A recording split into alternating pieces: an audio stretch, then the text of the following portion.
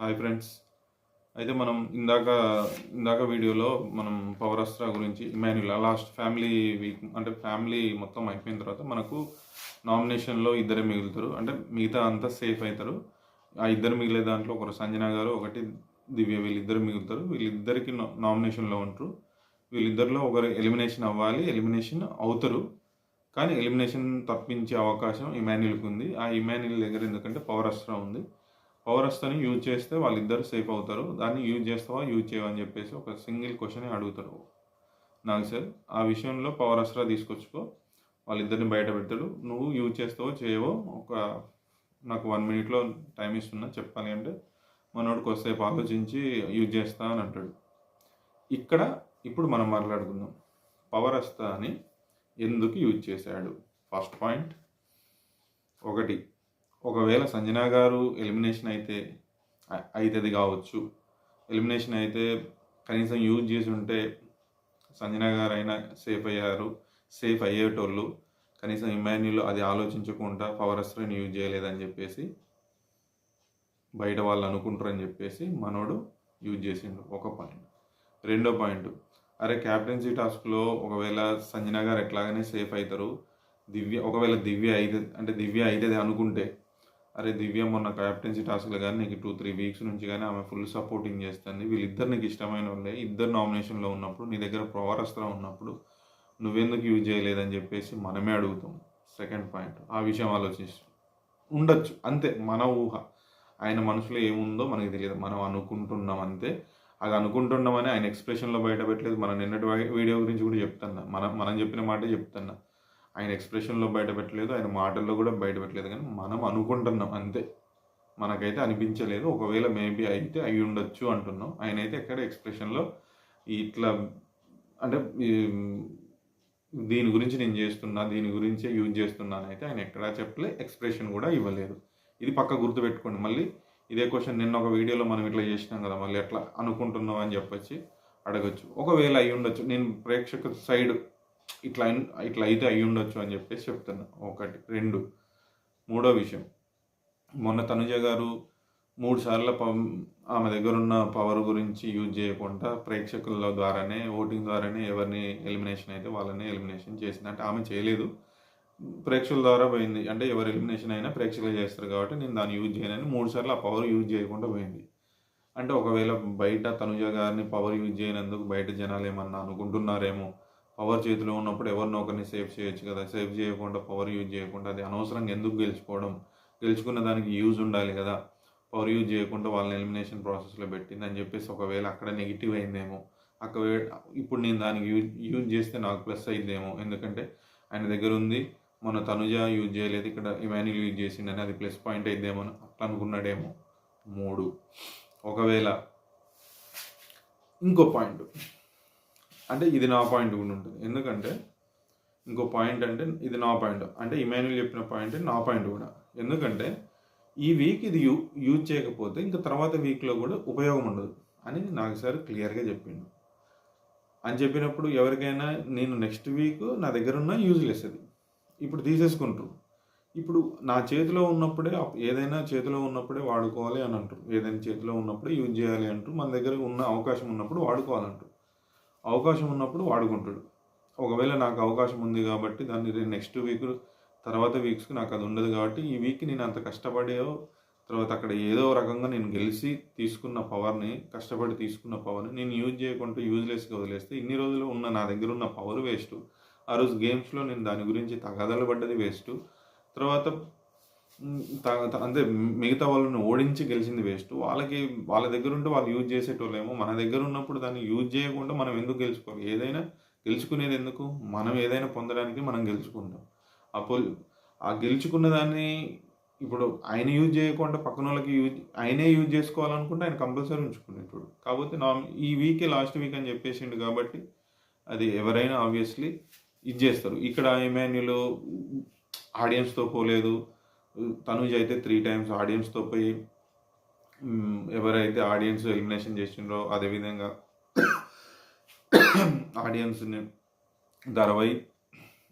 ద్వారా వెళ్ళి ఎవరిని ఎలిమినేషన్ చేయాలో వాళ్ళే ఎలిమినేషన్ అయ్యారు. కానీ ఇమాన్యుల్ వల్ల ఎవరు సంజన గారి గురించో ఒక దివ్య గురించో లేకుంటే ఈ నేను ఇందాక చెప్పిన ప్రాసెస్ అంతా గురించో ఎలిమినేషన్ ప్రాసెస్ తప్పించిండు, ఇది నెగిటివ్, మేము వేసే వాళ్ళం రాంగ్ అది ఇది అని చెప్పేసి అనొచ్చు.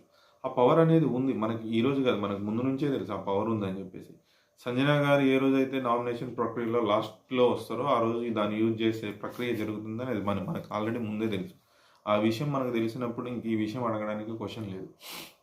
ఇంకా వేరే వేరే అజంప్స్ మనం చేయం ఇంకా, ఎందుకంటే ఇంకా ఇది ఒకవేళ దివ్య ఉంటే దీనికి ప్లస్ అయింది, తర్వాత గొడవలకి నెక్స్ట్ తనుజ దివ్య కానీ భరణికి వీళ్ళందరికీ కానీ గొడవలకి కొంచెం ఇదిగా ఉంటుంది అని అనుకుంటే అది రాంగ్ అన్నట్టు. ఎందుకంటే అంత దూరం వెళ్ళి ఆలోచించుడు ఎవరు అంటే, ఒకవేళ అంటే ఆ విషయం గురించి అయితే ఆలోచించుడు, ఇంకొక విషయం ఆలోచించవచ్చు ఒకవేళ, ఎందుకంటే ఇంటెలిజెంట్ ఇమాన్యుల్ కాబట్టి. అంటే తనుజని ఇప్పుడు నీ ఒరిజినాలిటీ బయట పెడతా నీ ఒరిజినాలిటీ బయట పెట్టడానికి వచ్చినని చెప్పేసి మొన్న స్టాండ్ తీసుకొని నిలబడి, అరే దివ్య నువ్వు అసలు నోరు జారవు, ఇంత స్టాండర్డ్గా ఉంటావు, అయినా కానీ మొన్న కొంచెం స్లిప్ అయినట్టు అనిపించింది అని చెప్పేసి నాగ్ సార్ అన్నాడు. అంటే అవును సార్ అని చెప్పేసి ఆమె తప్పు ఒప్పుకుంది.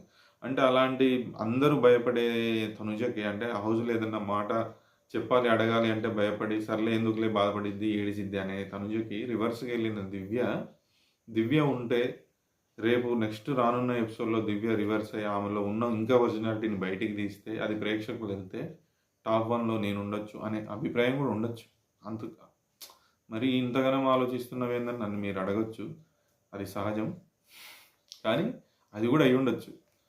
అది నాకైతే అనిపించింది, దాన్ని యూజ్ చేసిండు, నాకైతే యూజ్ చేయడంలో తప్పలేదు అనిపించింది. ఇంకా ఆయన గెలుచుకున్నప్పుడు యూజ్ చేయకపోతే ఇంకెవరికి యూజ్ చేస్తారు, ఆల్రెడీ ఇంక ఇది లాస్ట్, ఇంకా రేపైతే ఇంక రేపటి నుంచి అది ఉండదు, ఇంక ఇప్పుడే యూజ్ చేయాలన్నప్పుడు ఎవరైనా యూజ్ చేస్తారు, ఇంకా అదే చేసిండు, దాంట్లో తప్పలేదని అనిపించింది. ఇంకేమున్నాయి పాయింట్స్, వీళ్ళని అడిగిండు ఒపీనియన్. అంటే ఇక్కడ చూడు ఒక విషయము, అంటే నీకు ఫినాలే కాదు ఇది, దాన్ని ఏంటి అండ్ ఏదో టికెట్ ఫినాలే గెలుచుకునే అవకాశం ఉంటే అందులో యూజ్ చేసుకోవచ్చు, కానీ అంత క్లియర్గా అది నామినేషన్ క్యాన్సిల్ చేయడానికి యూజ్ చేసే పవర్ అసలు ఇది లాస్ట్ వీక్ ఇంక ఈరోజు యూజ్ చేయకపోతే ఇంకా మళ్ళీ ఎప్పుడు యూజ్ చేయలేరని అంత క్లియర్గా చెప్తే, నువ్వు నీకు ఫినాలేకి యూజ్ చేసుకోవచ్చు కదా, అక్కడికి ఎట్లయినా యూజ్ అవుద్ది అని చెప్పేసి మళ్ళీ ఇన్వాల్వ్ అయింది. మెయిన్ కారణం దివ్య ఉందని చెప్పేసి అని ఆ క్వశ్చనింగ్ అని నేను అనుకుంటున్నా. అయితే అప్పుడు మనోడు అంటాడు, ఆల్రెడీ చెప్పిండ్రు కదా ఇది లాస్ట్ వీక్, ఇంకా నేను యూజ్ చేయకపోయినా ఇంక ఇది ఉండదు అని చెప్పేసి నాగ్ సార్ అంటే, నాగ్ సార్ కూడా అవును ఇది యూజ్ చేయకపోతే ఇంక నేను ఇందాకే చెప్పాను అంటాడు. అయితే ఇక్కడ రీతు నచ్చింది అంటే ఇమాన్యుల్ ఏం డిసిషన్ తీసుకుంటాడు, అది ఏ విధంగా తనకి దెబ్బ పడుతుంది అని చెప్పేసి ఆడియన్స్ ఓటింగ్తో ఇల్లు అని చెప్పేసి ఒక హింట్ ఇస్తుంది స్టార్టింగ్లో, అంటే చిన్న చెప్పిద్ది ఆడియన్స్ ఓటింగ్తో ఇల్లు అని చెప్పేసి. కానీ మనోడు క్యాలిక్యులేషన్స్ వేసుకోవడంలో మంచిదే, ఎందుకంటే దీనివల్ల నెగిటివ్ అవ్వచ్చు పాజిటివ్ అవ్వచ్చు, అది ఆయన ఊహించలేడు. కాకపోతే ఆయన ఒక్కటే ఆలోచించి ఉంటాడు, తనుజ యూజ్ చేయకుండా ఏమన్నా నెగిటివ్ అయ్యి ఉంటే నేను యూజ్ చేయడం వల్ల నాకు పాజిటివ్ అయిద్దని అదే ఇంకా బలంగా అయిన ఉండొచ్చు. సరే ఆయన చెప్పిన రీజన్ అయితే ఏమని చెప్పిండంటే జనరల్గా చెప్పిండు, ఇంకా ఇది లాస్ట్ అని చెప్పారు, ఇంకా యూజ్ చేయ అంటే వాళ్ళు ఇంకేమన్నా నెక్స్ట్ వీక్ ఒకవేళ ఆడియన్స్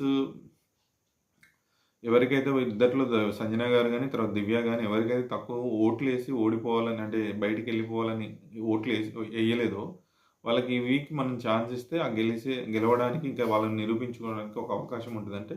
అంటే ఇన్ని వీక్స్ వాళ్ళు నిరూపించుకోలేదా అంటే అందరు నిరూపించుకున్నారు సార్, 12th వీక్ వచ్చినామంటే అందరం కష్టపడి ఇక్కడ దాకా వచ్చినామంటే. కాకపోతే ఇక్కడ ఏమన్నా లాస్ట్ వీక్లో ఇట్లా జరిగి కొంచెం తక్కువ అనిపించినప్పుడు నువ్వు నిరూపించుకోవడానికంటే నువ్వు ఫైనల్ దాకా పోయి నువ్వు కాంపిటీషన్ నుంచి ఒక వ్యక్తిని తీసేయాలని చూడాలి, కానీ నువ్వు ఎట్లా అవకాశం ఇస్తావు అని చెప్పేసి నాగ్ సార్ అడుగుతాడు. అయితే ఫైనల్ నుంచి తీసేయాలి అని అంటే అసలు వీళ్ళు ఫైనల్ నుంచి తీసేయాలంటే టాప్ కంటెస్టెంట్స్ని అయితే తీసేస్తాడు.